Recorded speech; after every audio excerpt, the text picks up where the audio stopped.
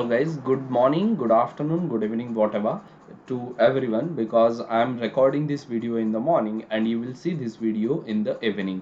So welcome to IQ Civil Science Academy, a great coach transforms life. So guys, today we are going to discuss a very important and very crucial topic from technology part.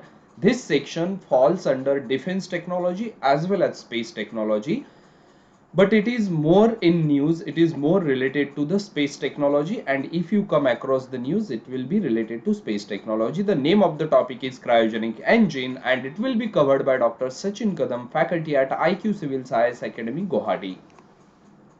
This is about IQ Civil Science Academy. We are running so many different programs in collaboration with Government of Assam and Assam Administrative Staff College. Since 2018 we are doing this, so you can be rest assured about the quality and the content provided at IQ Civil IAS Academy. The Google review given by the students to us is 4.9 star. That is rare and unique for a civil services institute. So there is a there is a continuous quality from the government recognition as well as from the students.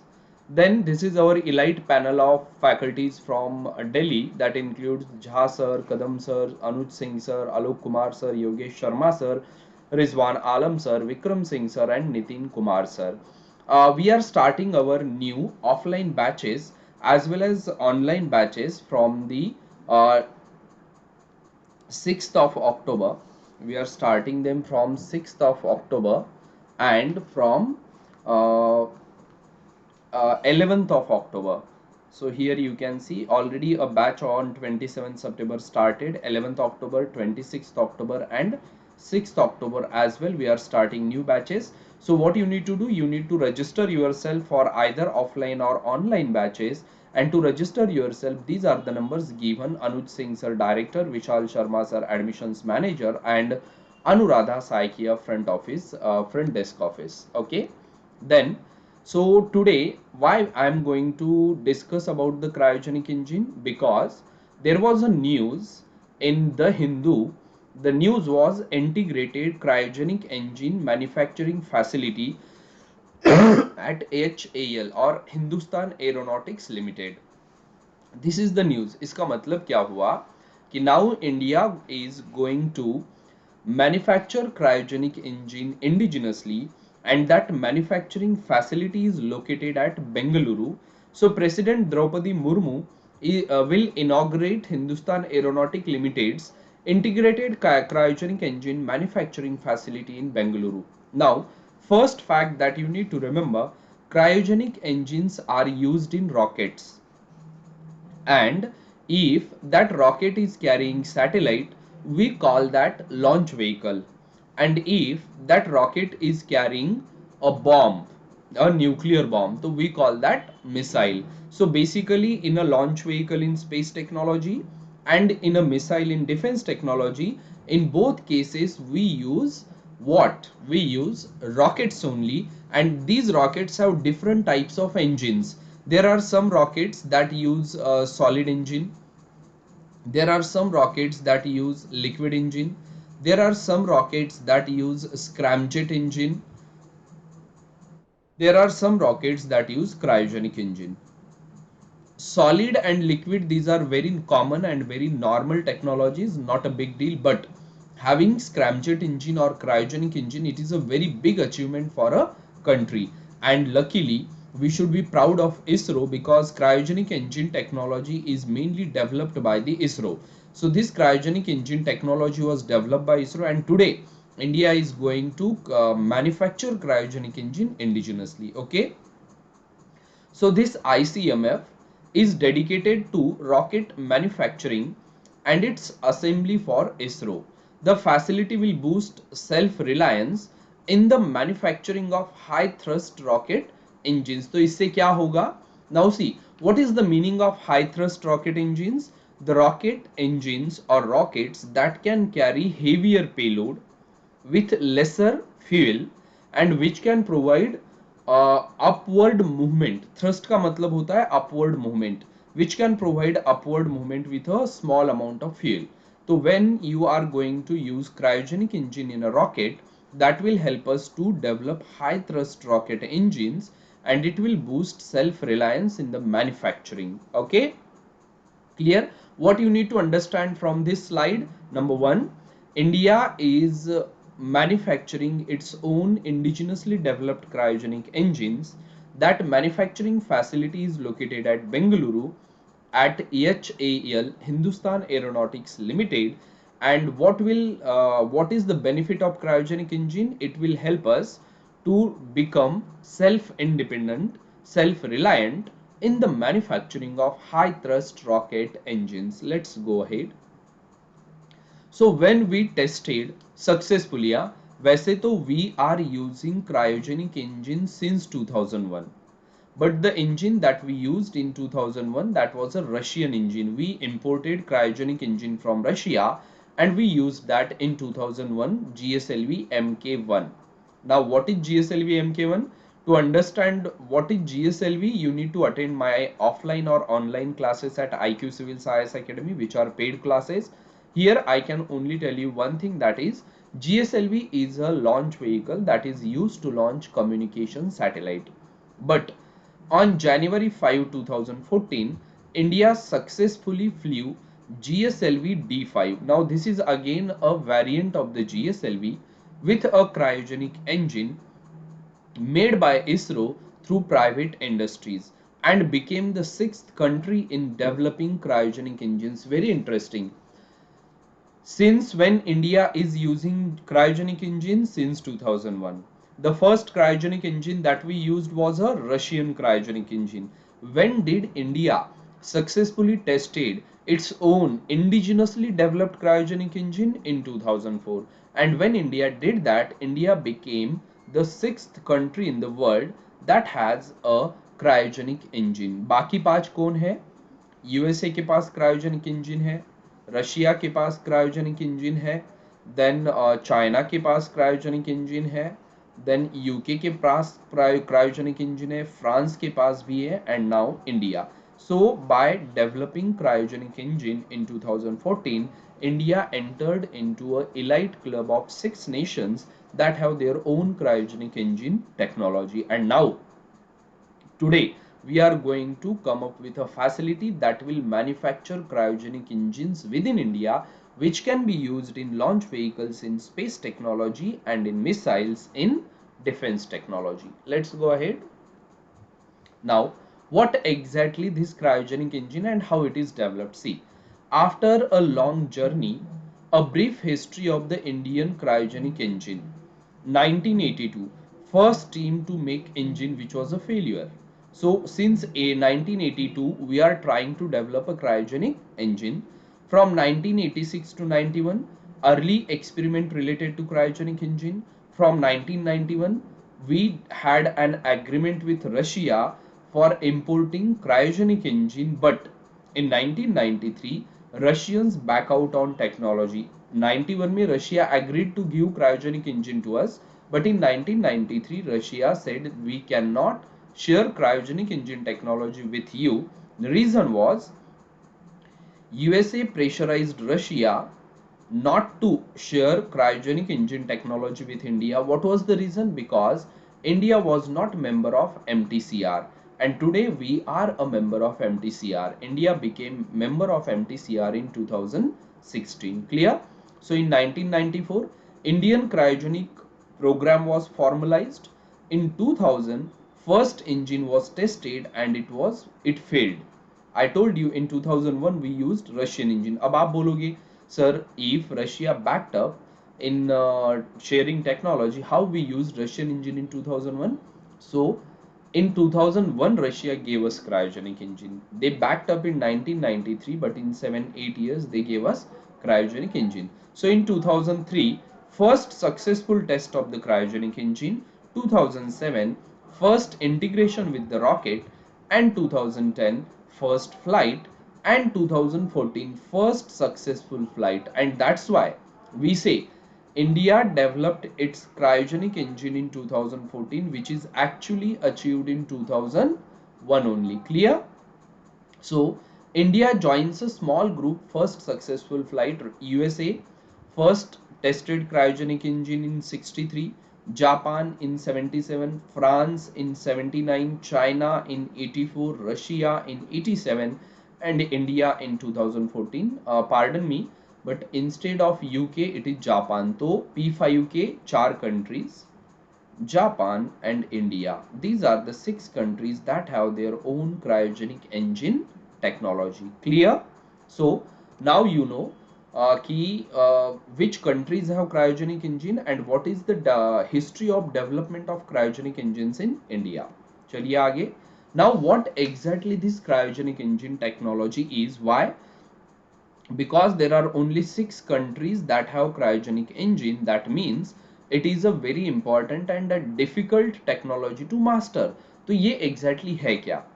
Now what is the meaning of cryogenics? You should know the meaning of this term. Cryogenics is the study of the production and behavior of materials at extremely low temperatures. It means if you are studying a material at extremely low temperature, if you are manufacturing a material at extremely low temperature, तो उसके लिए जो आपके पास science होना चाहिए, जो आपके पास information होनी चाहिए, that is present in cryogenic. And what is that low temperature? At least below minus 150 degrees centigrade to lift and place heavier objects in space. So see, cryogenics is the study of the production and behavior of materials at extremely low temperatures. How low temperature? So below minus 150 degrees centigrade. And what will happen if we start using material at such a extremely low temperature? It will help us to lift and place heavier objects into the space. Clear? Then a cryogenic engine provides more force with each kilogram of cryogenic propellant it uses compared to other propellants. मतलब क्या हुआ? पहला point क्या है? When you are using cryogenic engine, when you will use cryogenic engine, the amount of fuel you need will be much lower compared to the other, that is solid and liquid propellant. Come fuel में आप ज्यादा wait और ज्यादा distance travel कर सकते हो if you are using cryogenic engine. Okay, so a cryogenic engine provides more force with each kilogram of cryogenic propellant and it uses compared to other propellants such as solid and liquid propellant rocket engines and is more efficient. So now if you compare cryogenic engine with solid and liquid propellant, number 1, amount of fuel required is less, number 2, efficiency is more, number 3, payload carrying capacity is more, and that's why we prefer cryogenic engine compared to a solid or liquid propellant. Now what fuel we use in cryogenic engine? What oxidizer we use in cryogenic engine? So see, cryogenic engine makes use of liquid oxygen as an oxidizer and liquid hydrogen as fuel. So hydrogen is used as a fuel, oxygen is used as an oxidizer. So cryogenic engine makes use of liquid oxygen and liquid hydrogen as propellants which liquefy at. So if you want to liquefy oxygen, temperature should be minus 183 degrees Celsius. And if you want to liquefy hydrogen, okay, if you want to liquefy hydrogen, temperature should be minus 253 degrees Celsius. Clear? सो देखो यहाँ पे आपको basic cryogenic technology की information मिली. Cryogenic engine is called cryogenic engine because the material or fuel and oxidizer that we use in cryogenic engine, it is liquefied at ultra low temperature, extremely low temperature. That's why we call this engine cryogenic engine. So which oxidizer is used in cryogenic engine? Liquid oxygen. Which fuel is used in cryogenic engine? Liquid hydrogen. And what is the temperature at what oxygen and hydrogen liquefy? So minus 183 degrees Celsius and minus 253 degree Celsius. That's great. Let's go ahead. Now about cryogenic fuels. Fuels that are required to be stored at extremely low temperature in order to maintain them in a liquid state are cryogenic fuel. तो cryogenic fuel आप किसे कहते हो? ऐसे fuel जिनको हमें extremely low temperature पे store करके रखना पड़ता है. I already told you these fuels are used in machinery that operates in space. Example, rocket ships and satellites. So remember, cryogenic fuels are used in rocket ships, that is missiles and satellites, because ordinary fuel cannot be used because of the very low temperatures often encountered in space. जब आप solid या liquid fuel use करोगे and if that fuel goes into space, space is not as hot as our earth. Our earth is hot because of greenhouse gas effect, but space is not. So if you go to the space, the temperatures at space are really low. So at such a low temperature, solid and liquid fuels cannot work, and that's why we use cryogenic fuels at such a low temperatures. Okay, and due to the absence of an environment that supports combustion, that's why. So if someone asks you why we use cryogenic engine or cryogenic fuel in rocket ships and satellite, what will be your answer? Your answer will be number 1, temperature at space is very low, extremely low, and number 2, without environment or in vacuum, combustion is not possible in solid and liquid engines, and that's why we use cryogenic engine or cryogenic fuel in launch vehicles and in satellites. Okay. On Earth, oxygen is abundant in the atmosphere, whereas human explorable space is a vacuum where oxygen is virtually non-existent. Cryogenic fuels most often constitute liquefied gases such as liquid hydrogen. Done? Clear? So now you understood why we use cryogenic engine in launch vehicles and in satellites. You understood what is cryogenic technology. You understood what is the history of development of cryogenic engine or cryogenic technology in India, and you understood why we are discussing cryogenic engine technology or cryogenic engine fuels. Okay, because India established an integrated cryogenic engine manufacturing facility. Let's go ahead.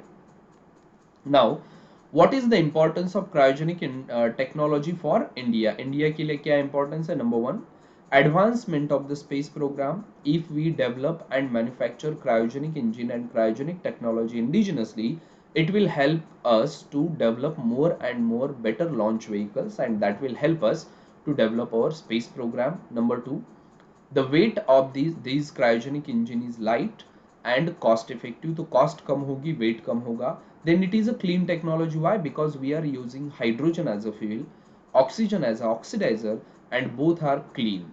So it is a clean technology. Cryogenic technology uses hydrogen and oxygen as fuel and releases water as a byproduct. And as you can see, there are very few countries that have cryogenic engine technology, and when you become one of them, so it will help you to have edge over other countries in modern technology. So these are the benefits or importance of cryogenic technology for India. आइए ABC of cryogenic upper stage. Now remember, this is GSLV. GSLV का मतलब क्या होता है? Geosynchronous Satellite Launch Vehicle. It has 3 stages. In 3 stages में first stage is solid, second stage is liquid, and third stage जिसे हम cryogenic upper stage कहते हैं. कब? Third stage, it is a cryogenic stage. Okay, clear? Fine. So the ABC of cryogenic upper stage. So GSLV Mk3, it is the name of the rocket. Payload, ये payload है जिसे ये carry करेगा. C25 cryogenic stage, this is the upper cryogenic stage of GSLV Mk3 that uses liquid helium is used to maintain pressure in cryogenic chambers, because liquid helium helps to reduce the temperature. Then ये जो आपको दिख रही है ये पूरी stage, it is a liquid stage Vikas engine, liquid जो launch vehicles होते हैं ना, उनकी जो लिक्विड स्टेज है उसमें विकास इंजन होता है। एंड दीज आर, ये जो दो दिख रहे हैं 1 एंड 2, दीज टू आर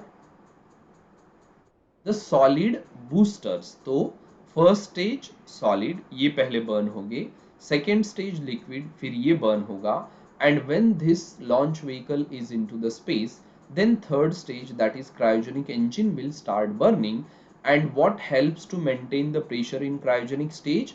तो liquid helium is used to maintain pressure in cryogenic chambers or cryogenic stage. Okay, so two tanks with liquid hydrogen at minus 253 degrees Celsius, which is a fuel, and liquid oxygen at minus 183 degrees Celsius, which is oxidizer, are connected to the combustion chamber.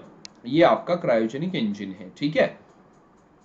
इसमें liquid hydrogen है, इसमें liquid oxygen है, और ये दोनों जाते कहाँ है? कंबशन चेम्बर में। And this cryogenic engine is present here.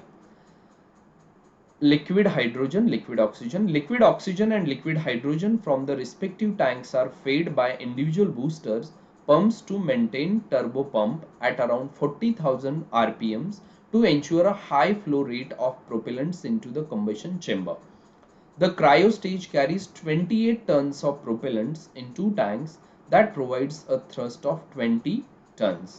So, two small steering engines provide for control of stage during its thrusting phase.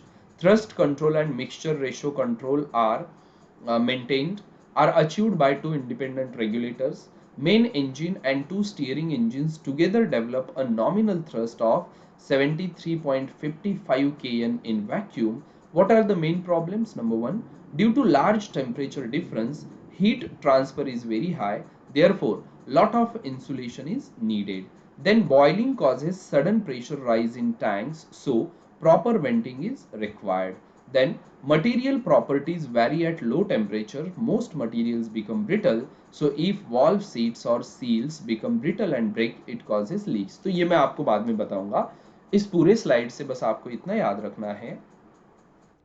GSLV Mk3 is a rocket engine which has three stages. First is a raw solid stage, second is a liquid stage, and third is a cryogenic stage. In cryogenic stage, liquid hydrogen is used as a fuel and liquid oxygen is used as a oxidizer. That's it. Let's go ahead.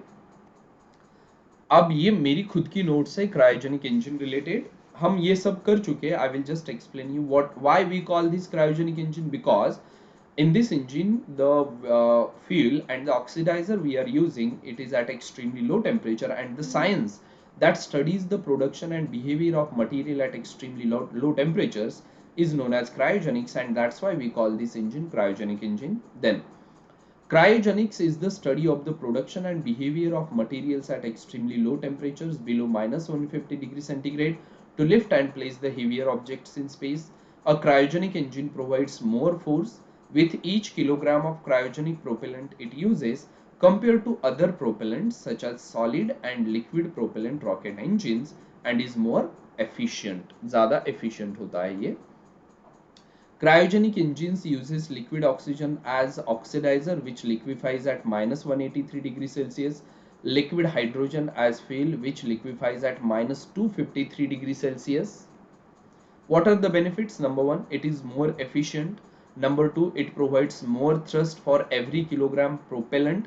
Number three, the specific impulse, which is a measure of efficiency achievable with cryogenic propellant, is much higher compared to earth storable liquid and solid propellants, giving it a substantial payload advantage. मतलब पहले तो it is more efficient, दूसरा it provides more thrust, तीसरा it can help a launch vehicle to increase their payload carrying capacity. आगे चलिए।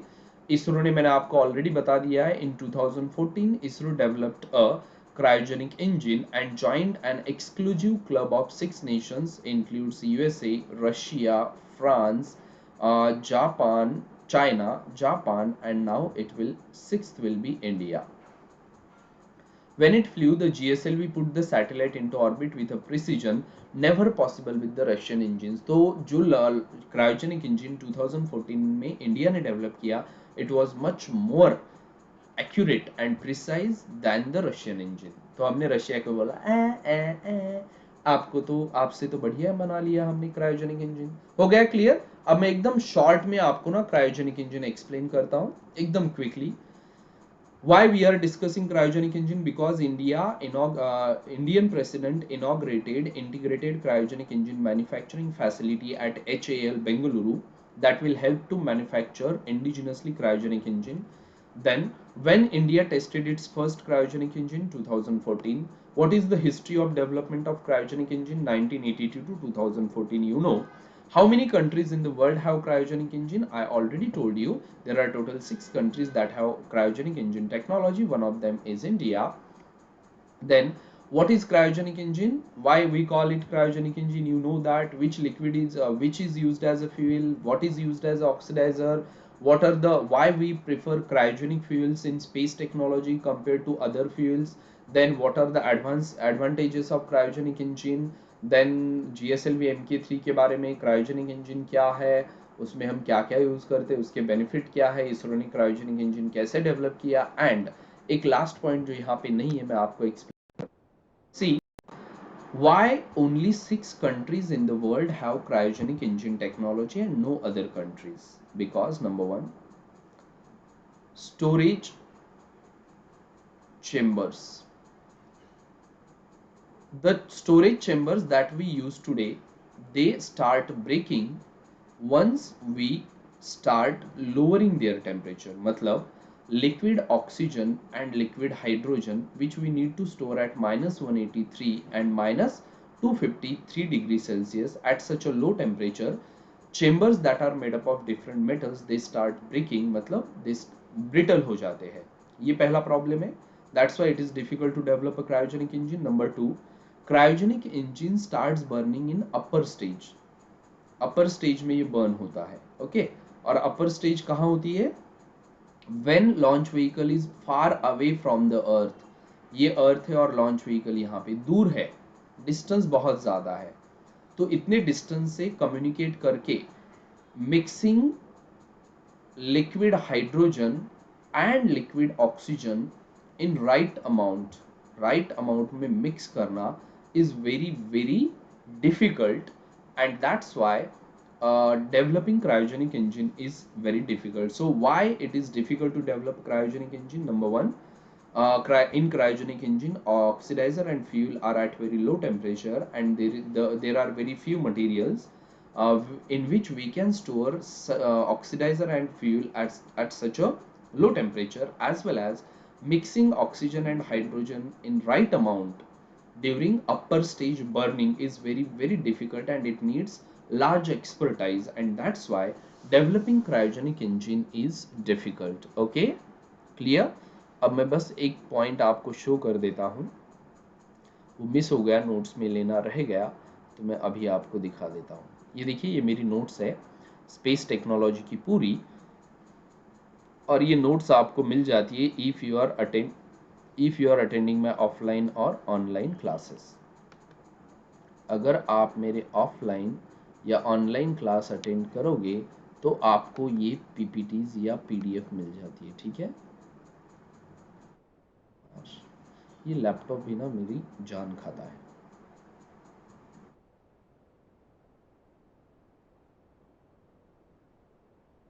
अब होगा open,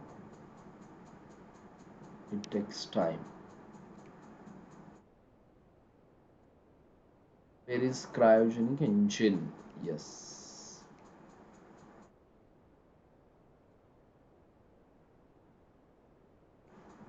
This one.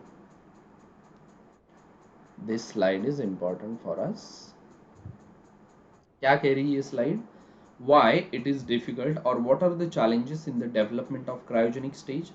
Cryogenic stage is technically a very complex system compared to solid or earth storable liquid propellant stages due to its use of propellants at extremely low temperatures and the associated thermal and structural problems. क्या है? Number one, at very low temperatures metals oblique alloys become brittle and their properties are not well known. तो break होना start होता है metal और alloys का number 2. So creating storage system for cryogenic fuel is a challenge. Third क्या है? Liquid hydrogen and liquid oxygen need to be pumped into the engine in the right proportion, which requires great expertise और वो हर country के पास नहीं होती. We have both and that's why we successfully tested or developed a cryogenic engine. Clear? चलिए, तो ये हो गया क्रायोजेनिक इंजन वाला टॉपिक. अब इसी से लिंक करके I am going to give you some bits for your mains and prelim examination. So see, automation has impacted lower level jobs in the bank. So basic story ये है कि आपको पता ही है, everywhere in the world automation is coming. For example, now you need not to visit a bank. You can do all your transactions of the banks through mobile and through ATM. So automation has impacted lower level jobs in banks. Okay, the fact can be used as an example of the cons of automation. GSSA answers. Fine. So what data says? So data shows that increased ATM usage, surging online and mobile transactions, and a reduction in the number of new bank branches have reduced footfalls in the bank, and that led to the rapid decline in the strength of clerical staff. और mainly जो loss of jobs हुए हैं ना bank में because of automation, वो हुए lower levels में, मतलब क्लेरिकल स्टाफ में, ऑफिस लेवल पे नहीं. The strike and the recent news reports together show that the problem of declining manpower has reached an inflection point. In fact, the cutback on hirings is more pronounced among clerks and sub-staff, while the number of officers has remained constant. तो higher level की job नहीं गई है, lower level की low paying job का loss हुआ है. You can use this point in your mains answer writing when they are asking about what are the negatives of automation. Now this trend was observed in both public sector banks such as SBI and private sector banks as well. Clear? तो ये bit छोटी सी. Then remember Ranipur Wildlife Sanctuary. पहला point, it is located in Uttar Pradesh. दूसरा point, currently Uttar Pradesh में कितने tiger reserve है? वैसे तो दो ही है. One is Pilbhit, another is Dudhwa, and third one is Amangarh. So the UP cabinet approved the notification of the state's fourth tiger reserve in the Ranipur Wildlife Sanctuary in Chitrakoot district. तो पहला point याद रखो, Ranipur Wildlife Sanctuary, it is located in Uttar Pradesh and it is very important for your mains answer writing. Ranipur Wildlife Sanctuary has no tigers of its own, but pug marks of the animals are frequently seen there as tigers from nearby Panna frequent it. Now Panna Tiger Reserve is in Madhya Pradesh. So tigers from Panna Tiger Reserve, they frequently visit Ranipur Wildlife Sanctuary in Uttar Pradesh. The two protected areas are just 150 km from each other. वैसे India में total 51 tiger reserves है which are spread across an area of 72,749 square kilometer, that is 2.21% of India's total geographical area, and there are total 2,967 tigers in India according to 2018 tiger census. अब next tiger census इसी साल हो रही है 2022, and you will get the data of 2022 tiger census in 2023. Out of them, Uttar Pradesh has 173 tigers with 107 in Dudhwa National Park and 65 in Pilbhit. और ये जो तीसरा अमनगढ़ है ना, Amangarh is actually a buffer zone of Jim Corbett. Jim Corbett Tiger Reserve is located in Uttarakhand. So this is the Ranipur Wildlife Sanctuary in Uttar Pradesh. This is Vijay Sagar Wildlife Sanctuary in Uttar Pradesh. This is Chambal National Chambal Wildlife Sanctuary. It is a aquatic protected area in Chambal River. This is Hastinapur Wildlife Sanctuary. It is in Uttar Pradesh. Then Dudhwa National Park, Uttar Pradesh. Katarni Ghat Wildlife Sanctuary is in Uttar Pradesh. Shohelwa Wildlife Sanctuary is in Uttar Pradesh. Kishanpur Wildlife Sanctuary is in Uttar Pradesh. Kaimur Wildlife Sanctuary is in Uttar Pradesh. Chandraprabha Wildlife Sanctuary is also located in Uttar Pradesh. and Tartar Wildlife Sanctuary in Varanasi, it is also in Uttar Pradesh. Nawabganj and Samashpur Wildlife Sanctuaries are also in Uttar Pradesh. Sandhi Wildlife Sanctuary is also in Uttar Pradesh. Sohagi Barwa Wildlife Sanctuary is in Uttar Pradesh. And Surthal Wildlife Sanctuary is also in Uttar Pradesh. See, you need not to remember names of each and every wildlife sanctuary. लेकिन एक बार map आ गया ना, just go through them. See, Mahavir Swami Wildlife Sanctuary is also in Uttar Pradesh. So, Ranipur Wildlife Sanctuary Tiger Reserve declare होने वाला है. Now, maps in news. India, Nepal agree to take forward Saptakosi High Dam project. So, India and Nepal both are going to develop a dam on Saptakoshi River that will help to reduce the flooding in Nepal as well as in Bihar, and it will also help to generate hydropower or hydroelectricity for Nepal and India. Then Bandhavgarh Tiger Reserve Archaeological Survey of India has discovered 26 ancient caves dating to 2nd and 5th century CE in Madhya Pradesh Bandhavgarh Tiger Reserve area in Baghelkhand region.